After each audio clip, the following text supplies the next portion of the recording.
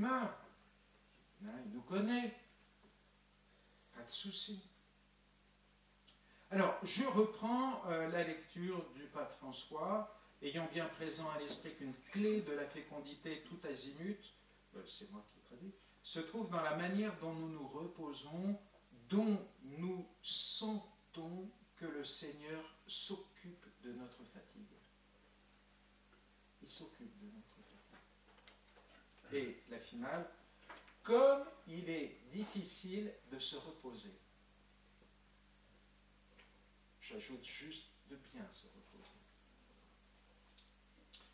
Donc Jésus est attentif à notre fatigue, il s'intéresse vraiment à notre repos et nous propose les meilleurs moyens du vrai repos. Alors donc revenons à ce texte. D'abord, donc c'est Marc 6, les versets 30 à 32. Les apôtres se réunirent auprès de Jésus et ils lui annoncèrent tout ce qu'ils avaient fait et enseigné. Il leur dit, venez à l'écart dans un endroit désert et reposez-vous un peu. De fait, ceux qui arrivaient et ceux qui partaient, donc la foule, étaient si nombreux que l'on n'avait même pas le temps de manger. Vous voyez vraiment les apôtres, là, ils sont en plein surmenage, il n'y a même plus le temps de manger un peu tranquille. C'est le non-stop. Alors, ils partirent en barque dans un endroit désert à l'écart. Les gens les virent s'éloigner et beaucoup comprirent leurs intentions. Alors, à pied de toutes les villes, ils coururent là-bas et arrivèrent avant eux. Alors, une première remarque, les apôtres viennent de vivre leur première expérience pastorale. La première fois, qui partent comme ça en mission. Et ça s'est très bien passé. Donc, juste avant, dans l'Évangile, on nous dit qu'ils proclamèrent qu'il fallait se convertir, ils expulsaient beaucoup de démons, faisaient des onctions d'huile à de nombreux malades et les guérissaient. Donc, moi, comme prêtre, je n'ai jamais eu cette expérience, donc eux, c'est comblant, hein. C'est comblant, ça réussit, ça marche, il y a des guérisons même physiques, les démons leur sont soumis, les foules à court, enfin bref. Donc on comprend, vous voyez, que grisé par ça, on soit pris par le piège de l'activité sans fin. Et ça nous rend attentifs, vous voyez, le piège, il y a un piège, oui. Et là, il y a un discernement à faire, hein.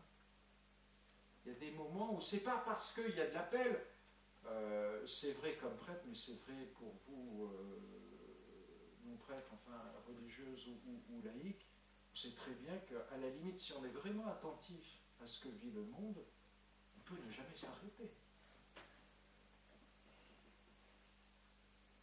J'ai parlé aux prêtres, mais comme laïcs, vous imaginez bien que si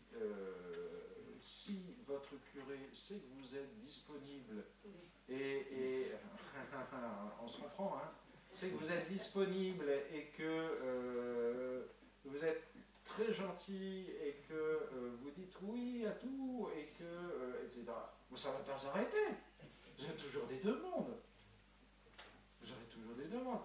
Et non seulement le curé, mais les voisins, et vos enfants, et vos petits-enfants, et la voisine, etc. etc. Enfin, ça ne s'arrête pas. Donc si on fonctionne, vous voyez, il y a un discernement, hein, et qui n'est pas simple. Parce qu'on voit bien, d'un côté, c'est le non toujours, et non, ça ne va pas. On s'endurcit, vous voyez, on ferme toutes les fenêtres, tous les volets, et puis voilà. Et je vis mon... Voilà. Et puis, en même temps, il ne s'agit pas de s'épuiser non plus. Donc, il y a un discernement qui n'est pas facile. Surtout quand, d'un côté ou de l'autre, il y a du chantage. Ah, ben si c'est comme ça, alors... Moi, je pensais que quand même, tu ne réagirais pas comme ça. Et alors là, c'est pire quand c'est le curé qui tombe dans le piège aussi du chantage. Non, mais je sais que ceux qui sont là, c'est pas comme ça. Bon, Donc, vous voyez, l'invitation. Alors, voilà, nous en arrivons donc à cette invitation de Jésus. Je redis, hein, c'est pas venu des apôtres, c'est ça qui est très touchant. C'est Jésus qui leur dit. Et qui leur dit d'une manière très désintéressée, parce qu'on ne sait pas si lui-même est fatigué. Il ne le dit pas. Peut-être que lui était encore plus épuisé qu'eux. Hein. Mais non, c'est pour eux, vraiment.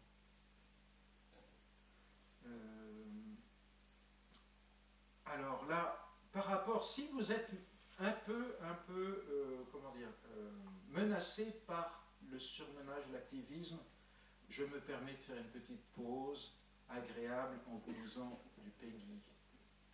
J'aime beaucoup Peggy, c'est tellement magnifique. Alors, voilà ce qu'il dit. Ô nuit, dit Dieu, tu me fais honneur et gloire, car tu obtiens quelquefois ce qu'il y a de plus difficile au monde, le désistement de l'homme. Alors, pour ceux qui ne sont pas de culture française, désistement, ça veut dire je capitule, je m'arrête, je laisse.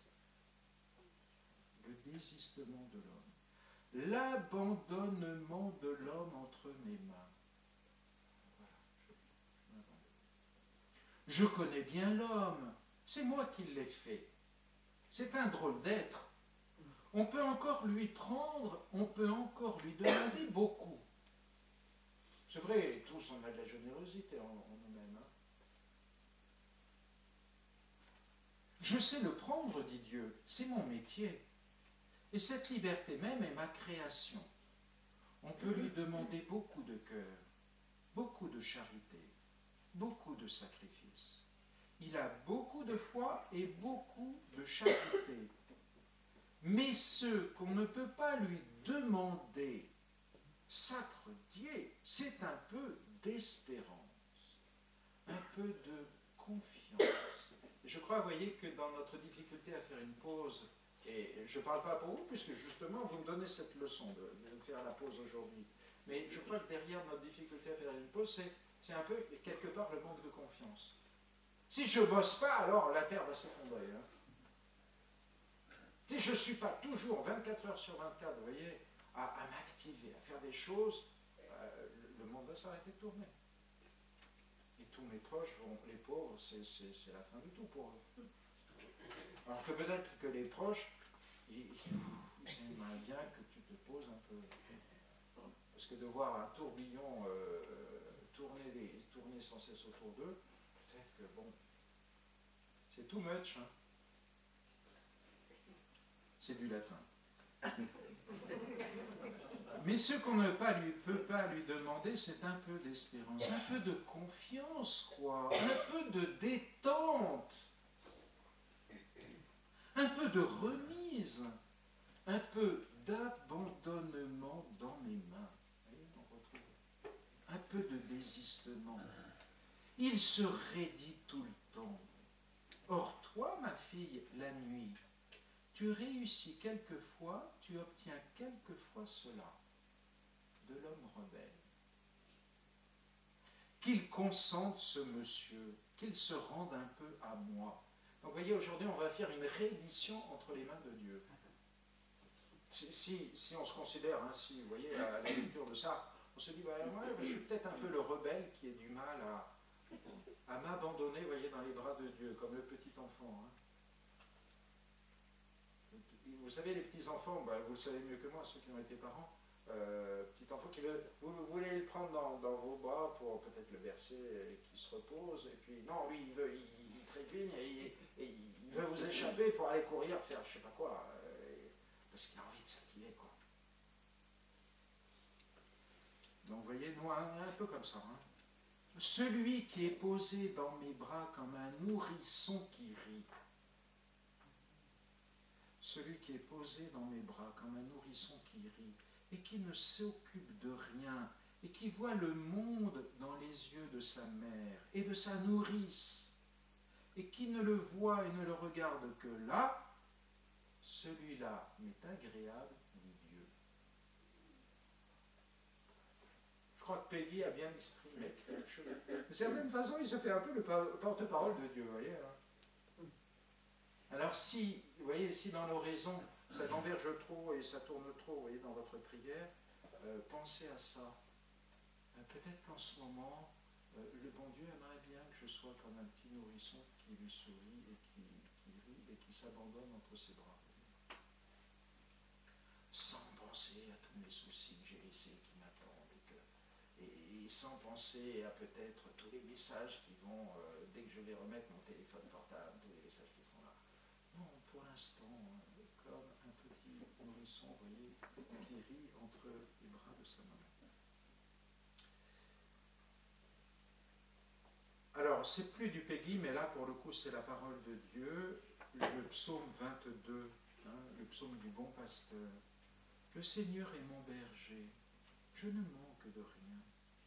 Sur des prés d'herbes fraîches, il me fait reposer. Il me mène vers les eaux tranquilles et me fait revivre. Il me conduit par le juste chemin pour l'honneur de son nom. Je le redis encore autrement, vous voyez, dans nos rapports avec le Seigneur, on est trop souvent en mode exclusivement actif. Et que par moment, il faut être en mode passif. Alors passif, ça ne veut pas dire rien faire. D'une certaine façon, c'est la plus grande des activités, vous voyez. Parce que précisément, ça demande un gros effort de dire, voilà, je stoppe parce que je fais confiance. Vous voyez, c'est pas du tout rien. Non, stop parce que je fais confiance. Et que je sais que le Seigneur, en ce moment, veut que je me laisse aimer, refaire, reprendre en main, purifier, guérir, assouplir. Il veut qu'en ce moment, j'accepte une transfusion de sa vie. Et bien, les transfusions, vous voyez, il y a des moments, bon, on stoppe. On ne fait pas une transfusion tout en courant de 100 mètres. On accepte de se laisser immobiliser le temps de recevoir, vous voyez, cette vie dont on a tellement besoin. Vous avez aussi une belle illustration de ça, du soin que le Seigneur prend de nous.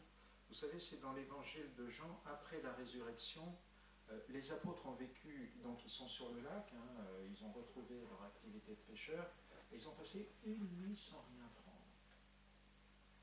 Donc on imagine dans quel état ils sont au petit matin. Non seulement ils ont passé toute la nuit à travailler, et en plus ça a été stérile. Donc vous avez la fatigue, plus le découragement, plus peut-être l'énervement, plus peut-être l'envie de tout envoyer promener, bon bref. Et à ce moment-là, ils voient un mystérieux personnage sur le rivage, jusqu'à ce que le disciple que Jésus aimait reconnaisse et dise « c'est le Seigneur ». Et vous vous souvenez de la suite? Est-ce que vous vous souvenez de la suite? Alors Pierre va se jeter à l'eau, oui, mais... Il les attend, non, il les attend. Il les attend, il leur dit les enfants, et il y a un petit détail. Il a préparé... Il leur a préparé un petit déjeuner. Donc c'est vrai, ils arrivent sur le rivage, Jésus a déjà, il a fait cuire du poisson. Ils arrivent, vous voyez, évidemment, première chose, ils ont le ventre creux. Et les enfants, et mieux que ça, quasiment la première parole qu'il leur dit, c'est « venez déjeuner ». Excusez-moi, vous voyez, comme délicatesse et comme attention à ces apôtres, on est dans du premium. C'est service tout compris. Jésus se fait vraiment le serviteur attentionné, et qui voit très bien les besoins de ses disciples. Il n'a pas commencé par leur faire un discours sur les vertus de comment il fallait pécher, ni en leur reprochant leur manque de foi, ou un cours de théologie sur la résurrection. Non, venez déjeuner. Vous voyez, ça nous dit un peu, vous me direz c'est 3 fois rien, mais si, c'est parlant. Ça nous dit concrètement comment Jésus s'occupe de nous. Et quand on accepte de se reposer auprès de lui, non, on n'y perd rien, soyez-en certains. Alors évidemment, quand on lit quand même l'Évangile, il y a un bug, il y a un hic, il y a un problème. C'est que, donc, ils ont fait la traversée du lac, et puis, oula, il faut que j'avance là, je vais sauter, bien sûr. Donc, si le problème, c'est que quand ils arrivent, il y a toute la foule, et que Jésus, du coup, se met à enseigner. Donc, on peut dire, en fait, c'est pire. C'est que la leçon, ce serait que, non, l'activité et l'appel du peuple fait qu'il n'y a jamais de break. Alors en fait, si, parce que il me semble que ça nous recentre sur le cœur du repos, vous voyez. Je pense que, en fait, ils se sont vraiment reposés. Et ils se sont reposés comment? En étant ensemble dans la barque église. C'est un point important. Alors je suis bien d'accord qu'on a besoin de temps où on est seul, ça c'est vrai, mais qu'il y a des repos, et surtout dans la civilisation qui est la nôtre, des repos pensés d'une manière complètement individualiste, vous voyez, pour moi, et vraiment pour moi, vous voyez, je me conçois mon repos, je le vis pour moi. Et là, peut-être que le fait que Jésus ait voulu que... Il leur a pas dit, voyez, bon, les amis, venez vous reposer, point, et puis maintenant, bon, je vous donne 3 jours, chacun fait ce qu'il a envie de faire, et puis on se donne rendez-vous, bon, on est vendredi, on se donne rendez-vous lundi, et puis on se racontera nos vacances à chacun, vous voyez. Ça n'a pas été comme ça. C'est tous ensemble, on part. Alors, vous comprenez ce que ça veut dire, hein? Ça ne veut pas dire qu'il faut toujours être agglutiné et toujours... non, mais je pense qu'il y a une dimension relationnelle, communionnelle, une relation non individualiste, vous voyez, du repos qui est important.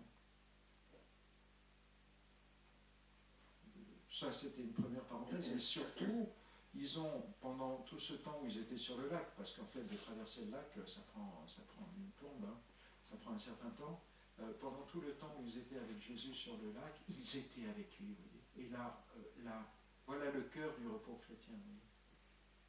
Je redis, hein, c'est pas de passer tout son week-end dans une chapelle, mais vous voyez qu'il y ait ce temps avec Jésus. C'est une clé du vrai repos. Oui. Donc ça c'est important. Vous voyez, le vrai repos, et je prends ça dans l'Évangile, il y a un peu, d'abord, quelque chose du retrait, de la mise à l'écart. Vous voyez, qu'est-ce qu'ils font, premièrement? On laisse la foule, on laisse les activités. Voilà. On ferme une porte quelque part. Oui. On ferme une porte quelque part. C'est là, c'est une des grandes difficultés, vous voyez, pour savoir se reposer, c'est de vraiment couper. On est tous tentés de dire, bon, je fais un break. Je fais un break, mais je vais quand même consulter mes mails. Et puis je fais un break, mais je vais quand même consulter. Et puis là, avec surtout maintenant les plateformes professionnelles, il n'y a plus de début et de fin de la vie professionnelle. Si un collaborateur, si un collègue de travail, etc., au milieu d'une insomnie, vous envoie à 4 heures du matin un truc, vous l'avez sur votre plateforme et vous savez qu'il y a un message de lui qui relance, etc., ou ça parle le dimanche. Bref, il n'y a plus, vous voyez, c'est beaucoup plus difficile de faire la cloison étanche entre le temps du travail et le temps privé. Donc vous voyez, il y a cette part-là de couper, vous voyez, mettre à l'écart, laisser de côté. Première chose. Deuxième, donc la dimension communionnelle, et puis surtout la quête du visage et de la présence de Jésus. C'est vraiment important. Alors, je pince tout ça.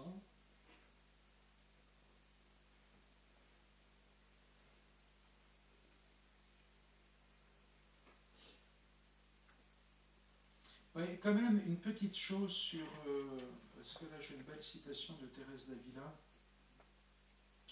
par rapport au repos, pardon, et à la dimension communionnelle. Là, c'est pas seulement, vous voyez, sur un temps de retraite ou le repos du week-end, mais c'est plus globalement, vous voyez, pour nous qui vivons dans l'Église aujourd'hui en 2023. Bon, et qui sommes confrontés, ça fait partie de notre vie ecclésiale, il n'y a pas que ça, hein, évidemment, heureusement, mais qui sommes aussi confrontés à l'épreuve des scandales, à l'épreuve de la messe du dimanche, quand on arrive et qu'on voit que dans la communauté, eh ben, c'est des cheveux blancs très majoritairement, vous voyez, et des angoisses même que ça peut susciter, de se dire, mais dans 20 ans, il restera qui, etc., etc., et il y a si peu de jeunes, etc., si peu de foyers, bref, vous voyez, tout ça, ça use, hein, finalement. Et de voir les fermetures, de voir, là, il y avait des religieuses, elles étaient encore là il y a 2 ans, elles n'y sont plus, il n'y a plus rien maintenant, et de ce couvent, il est en vente, et bref, tout ça, hein, ça use, ça use, ça use. Alors, voilà ce que disait Thérèse d'Avila. Elle le dit au XVIe siècle, hein, c'est pour dire qu'il y a peut-être une constance. Quand les temps sont durs, on a besoin d'amis de Dieu forts pour soutenir les faibles. Les faibles, c'est nous. Vous voyez, dans cette dimension communionnelle du repos, hein, j'ai élargi un peu la dimension de repos, nous avons besoin, vous voyez, nous avons besoin pour pouvoir faire de la longue distance, plus seulement un sprint, mais de faire de la très longue distance. Vous voyez. Notre vie chrétienne, c'est un marathon, hein, c'est pas un 100 mètres. Donc pour pouvoir faire ce marathon, on a besoin, pour reprendre les mots de Thérèse d'Avila, d'amis de Dieu forts. Vous l'expérimentez, tous ceux d'entre vous qui vivent en communauté, ou qui ont le soutien d'un mouvement, qui ont le soutien d'une communion spirituelle, mais vous voyez, aussi incarnée, humaine. C'est pas seulement on communie au même esprit, et puis voilà, et il n'y a jamais de rencontre avec personne, et je suis seul dans mon coin. Non, on a besoin d'amis aussi, d'amis chrétiens avec lesquels on puisse partager sur la foi, dire nos difficultés, nous consoler mutuellement quand il y en a besoin, nous conforter. Hein, ça fait partie vraiment des... On l'expérimente. Hein. Je fais que mettre des mots sur des choses que vous saviez déjà, hein. Mais c'est bon de nous le redire.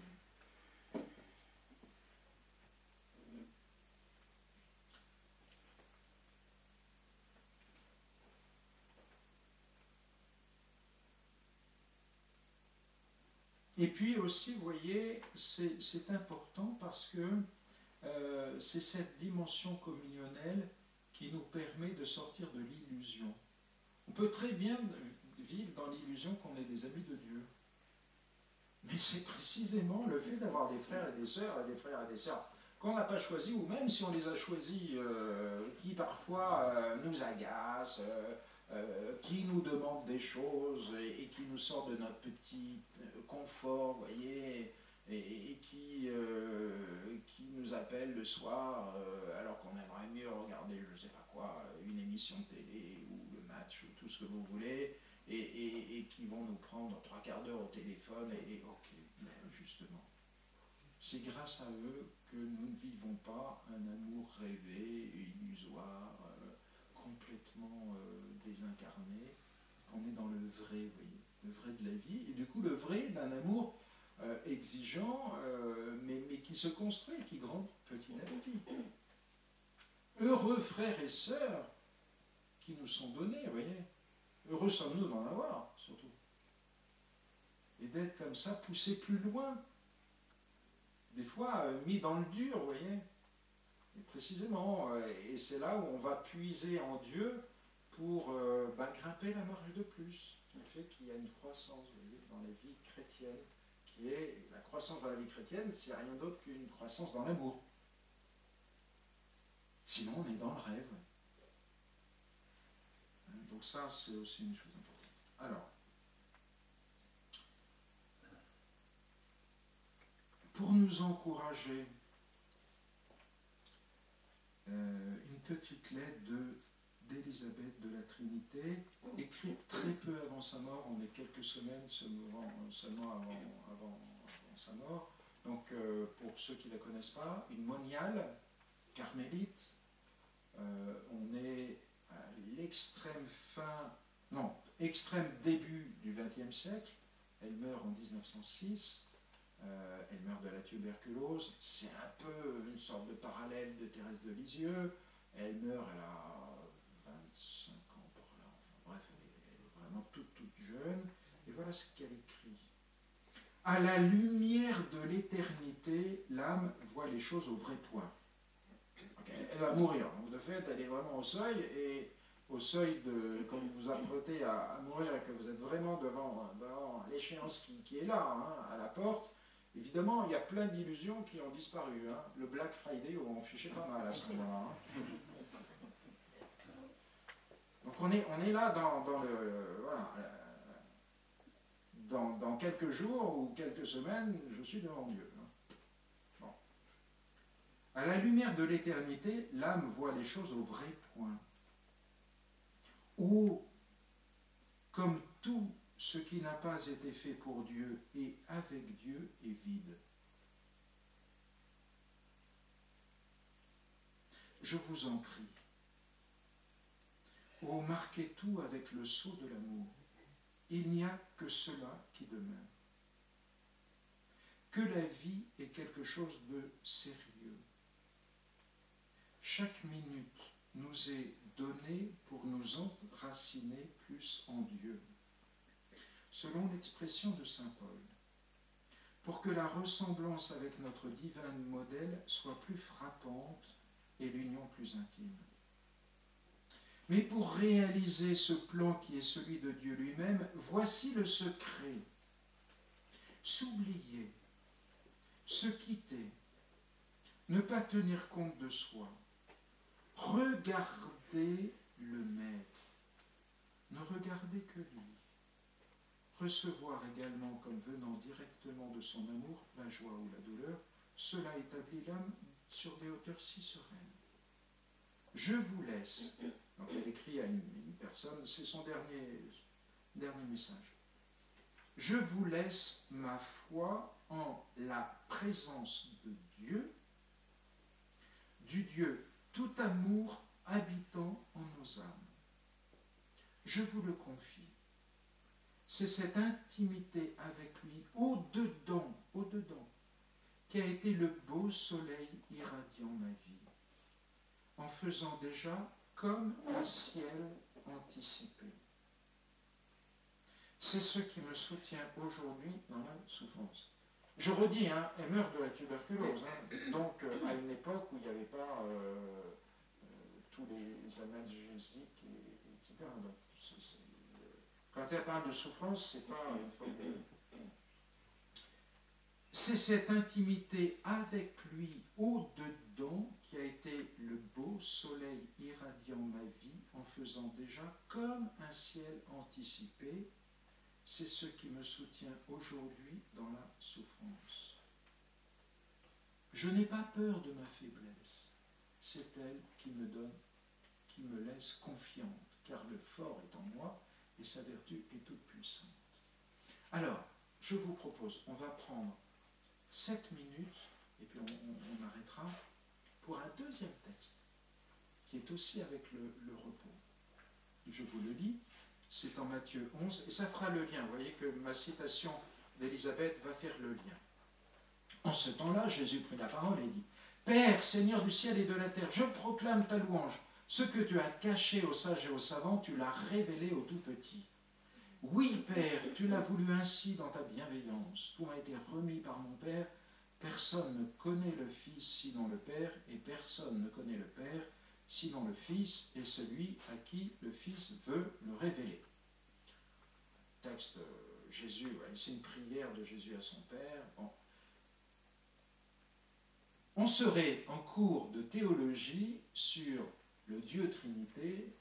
Je vous dirais, on va analyser ce texte tellement puissant, tellement fort, où on voit les relations entre Jésus et son Père. Bon, de fait, un texte très riche. Juste après, juste après. C'est-à-dire, vraiment dans la suite. Jésus dit ceci. Venez à moi, vous tous qui peinez sous le poids du fardeau, et moi je vous procurerai le repos. Vous voyez, il porte ce souci, alors même qu'il est en train de prier à son Père, et dans c'est le mystère, vous voyez, trinitaire, la relation du Père et du Fils avec son Père, et au cœur de cette relation avec son Père, il y a le souci de notre repos. Le souci de notre repos. Vous tous qui peinez sous le poids du fardeau, venez à moi et je vous procurerai le repos. Oui, mon joug est facile à porter et mon fardeau léger. Alors, grâce à un confrère prêtre, j'ai compris il n'y a pas longtemps, mais vraiment il n'y a pas longtemps, cette histoire du joug à porter. Le joug, vous voyez tout ce que c'est, hein, donc pour ceux qui ne sont pas d'expression française, c'est une pièce de bois qu'on met sur les épaules du buffle ou du bœuf ou du cheval, enfin bref, ça pèse un certain poids. Mais surtout, ça allège la bête, c'est-à-dire que l'effort que de toute façon va devoir fournir le bœuf ou tout ce que vous voulez, il est réparti sur là où il est le plus costaud, vous voyez, sur ses épaules, et du coup il va pouvoir tracter mais sans être épuisé. Quand vous avez un joug, ben, tant mieux, la charge est bien répartie, et là où je peux, où j'ai le meilleur rendement. Oui. Donc, nous dire, Jésus en fait, dans cette histoire du joug facile à porter, est en train de nous dire, si vous me faites confiance, le fardeau de toute vie, qu'on a tous, je vous le répartir d'une manière bonne. Et ça ne va plus être un fardeau qui va vous écraser, mais vous allez pouvoir le porter. Mais faites-moi confiance pour que j'organise tout ça, pour que je répartisse la charge là où vous pouvez et de la manière dont vous pouvez la porter. Il ne nous fait pas, on n'est pas dans l'illusion. L'illusion, ce serait claquement de doigts, plus de fardeau. Claquement de doigts, et tout d'un coup, on sort du monde, quoi. Ça, c'est les marchands d'illusions. Vous n'aurez plus jamais aucun souci. Tu parles. Non, Jésus nous dit, voilà, faites-moi confiance, et je vais vous agencer tout ça. Et c'est plutôt une bonne nouvelle, là, c'est magnifique même. Alors, c'est quoi, et je termine, c'est quoi ce gros fardeau qu'on a apporté? Alors, des soucis familiaux, etc.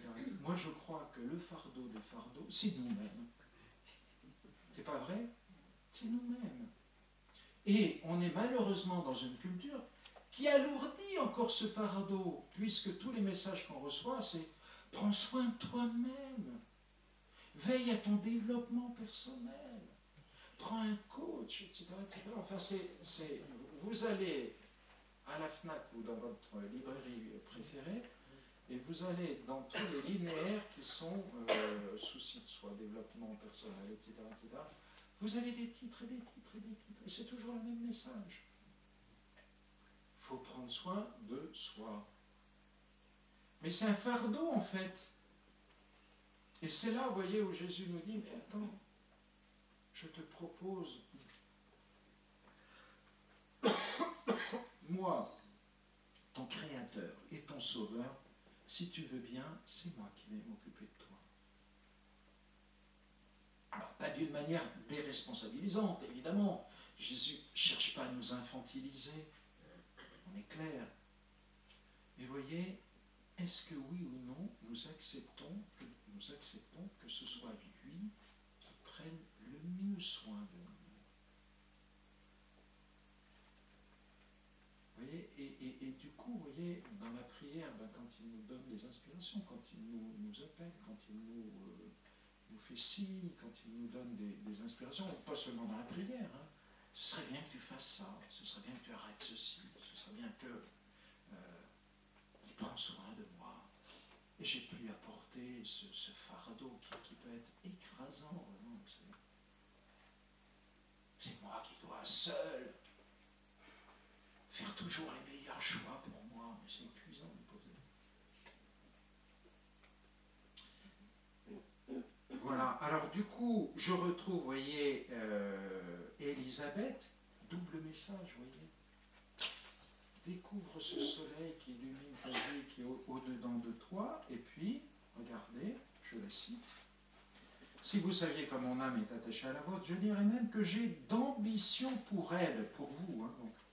Je la voudrais toute délivrée, toute adhérente à ce Dieu qui l'aime d'un si grand amour. Oui, chère madame, je crois que le secret de la paix et du bonheur, c'est de s'oublier, de se désoccuper de soi-même. De se désoccuper de soi-même. Alors, elle précise, cela ne consiste pas à ne plus sentir ses misères physiques ou morales. Ça, ce serait du rêve. Les saints eux-mêmes ont passé par ces états si crucifiants. Seulement, eux ne vivaient pas là. Vous voyez, toujours fixés sur nos misères, ce qui ne va pas en nous, etc. Ils ne vivaient pas là. À tout instant, ils quittaient ces choses. Lorsqu'ils se sentaient touchés par elles, ils ne s'en étonnaient pas, car ils savaient de quelle argile ils étaient faits. Et il y a une sorte... Soyons miséricordieux avec nous-mêmes, voyez. Ayons de la pitié pour nous-mêmes, de la compassion pour nous-mêmes. Pas toujours se mettre... Là aussi, hein, c'est un piège du développement personnel.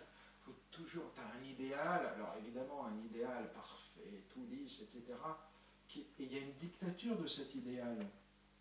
Et comme je dois m'occuper sans cesse de moi-même, je suis toujours en tension pour essayer d'arriver à cet idéal. Il faut que tu sois zen, il faut qu'il n'y ait pas de soucis, il faut que ceci, que tu sois une personne sociable qui mette la paix, etc. partout. Bref, il y a une sorte, si vous voulez, tout ça c'est bien évidemment, hein, vous comprenez ce que je veux dire, mais il y a une sorte et ça, je dois le réaliser par moi-même. Mais c'est épuisant, mes pauvres amis, on n'est pas fait pour ça.